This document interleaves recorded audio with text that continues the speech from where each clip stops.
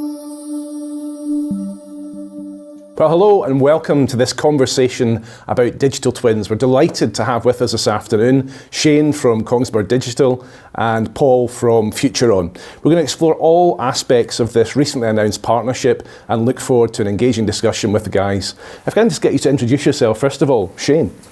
Yeah, it's great to be here. Lovely to be with such really nice people and to talk about something so interesting. My name is Shane McArdle. I head up what we call a digital energy division in Kongsberg Digital. Hello everyone, my name is Paul Roppen and I am the CEO of FutureOn. I'm also a co-founder together with 400 fellows.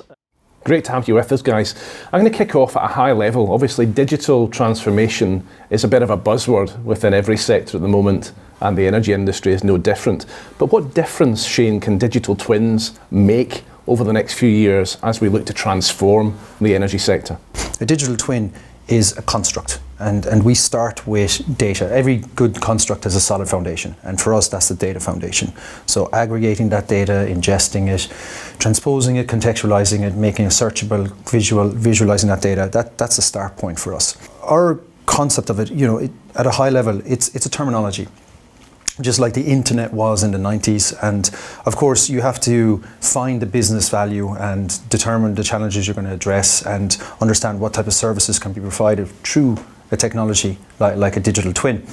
Where we're coming from, and of course the guys in FutureOn as well, is we have very strong domain experience in this vertical. Thanks, Shane. Paul, the energy transition is obviously gathering momentum as well. What role does digital and digital twins have as the sector evolves?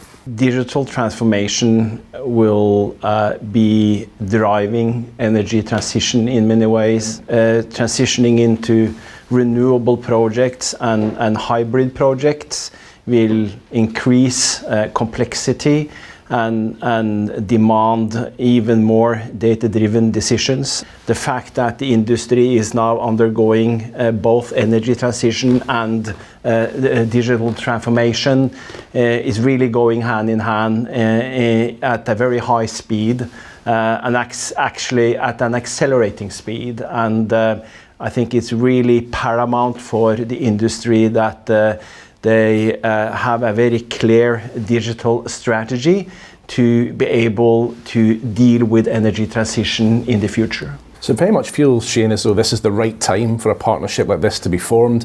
What was your thinking behind it? What are you hoping to achieve through the partnership? One of the founding principles that we had was that we would be open. We would look for an ecosystem of partners, and we said, let's surveil the market. Let's see who else out there is doing something in this space. Why build everything? And that's, I don't think is a very good way to approach digitalization, right? Doing it all yourself. So we went down there and we looked around, and of course we were very aware of FutureOn. So the brand recognition out there, the capabilities that they had already built up, especially in close collaboration with the industry, it checked so many boxes for us. It just really did. And then we looked at how we were driving digitalization for our customers. And again, same concept, same idea, same principle. So it was just natural. And looking across the value chain, then we're able to provide this end-to-end solution for our customers and for our users, which is really what we're trying to do, is just bring this value up and across the industry as a whole. We really have this vision of enabling the digital work thread of the workflow, enabling our customers to work on one common digital platform for the life cycle of the project or the field. And to make that happen, we have been looking for a partner, and we have been circling around KDI for many years, and now eventually we made it. So we are very happy, and we are really excited about this partnership. So I think from many perspectives, customers, technology and cultural fit, it's just meant to happen. That's great to hear that fit is so strong. Oh, yeah. Let me build on that by asking you a bit about the principles on which you'll build the partnership.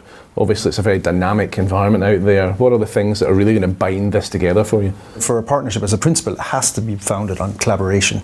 Openness for sure. We've discussed this from technology stack, but also openness in the partnership. And agility, That's so important. It's so fast now. Things are moving so quickly that if what we are looking for in a partner is the ability to move as fast as our customers are moving and as fast as we are moving. And those three key tenets at least, we check those boxes. Well, I also think we definitely share the same vision and ambition. We really want to be a game changer in the industry. Since you announced the partnership, what's the reaction been like in the market? We've had a lot of these customers come to us and say, hey guys, this is amazing, this is going to be fantastic. We're really looking forward to seeing what we can offer here.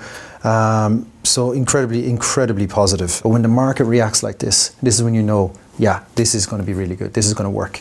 So I think with that momentum we're seeing, we're really taking off now, really together. So it's going to be an exciting next couple of months. And I think many of our joint customers and prospects really are really excited about how this combination can add value to their sort of digital transformation and energy transition, and how we together can make them even stronger and even smarter. And if you could pinpoint, Shane, the 2 or 3 real challenges that you think your customers are facing at the moment, that this collaboration, this combining of these technologies can really pinpoint, what would you say? Elevating that data out of the silos, exposing that more broadly across the whole organization, and then converting those data flows into workflows, something that has meaning. It's not just about the data. You have to do something with that.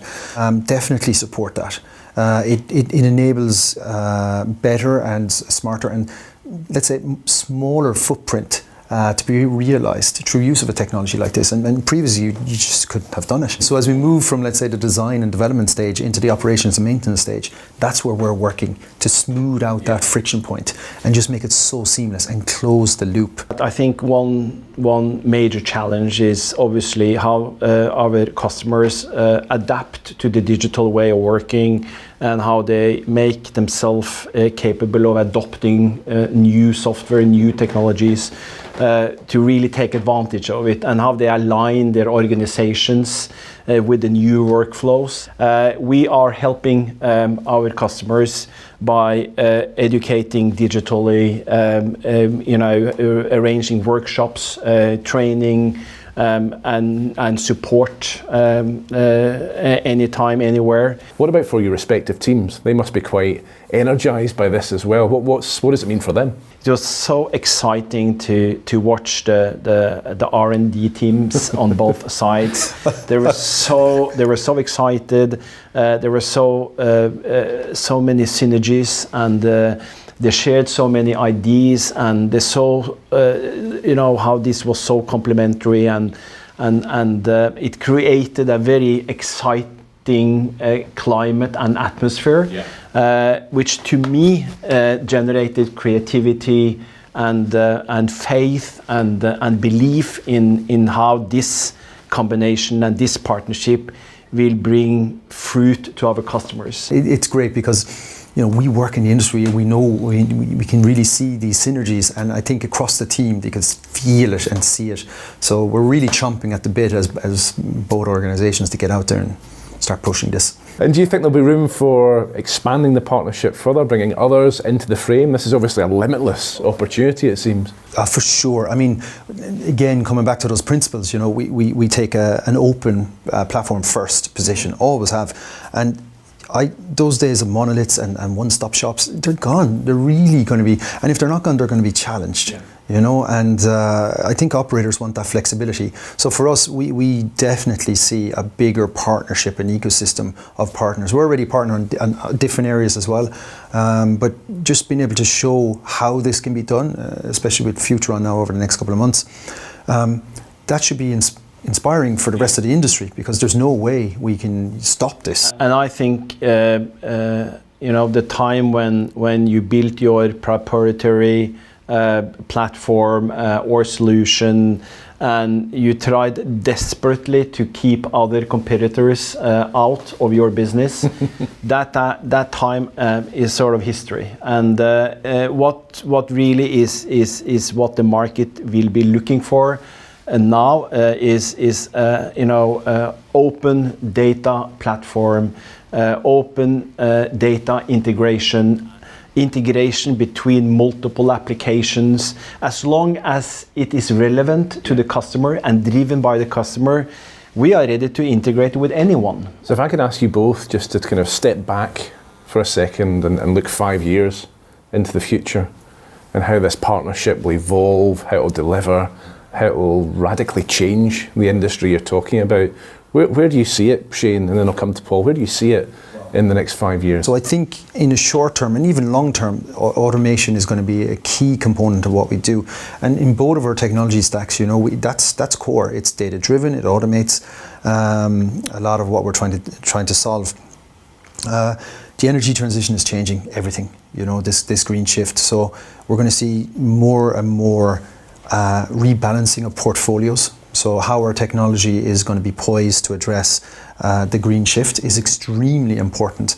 And I think, both in FutureOn and our side, we have capabilities that definitely address, from emissions in the operation phase to energy optimization to, designing offshore wind farms and offshore or nearshore hydrogen facilities. So I think together we're going to be able to bring a very interesting offering for CCS, carbon capture and sequestration, for hydrogen, for offshore wind. So that definitely is going to be something as well in a very, maybe, 1 to 2 years. Yeah. I would love to come in and just bring an idea to a twin, push a button and let that idea, build a twin from the ground up, and then we can drag and drop and change things. Yeah. And then when it goes into operations, all of our information is inside there. The whole twin environment can automate it and control it and provide, input and overall surveillance. But that's, we're talking 10, 15 maybe years into the future, and the industry has to change from a regulatory point of view as well. But we're definitely moving there. And I think in general, augmenting human capabilities, that's on both of our agendas, in short and long term. Putting those humans centered to not just the asset, but centered to the technology.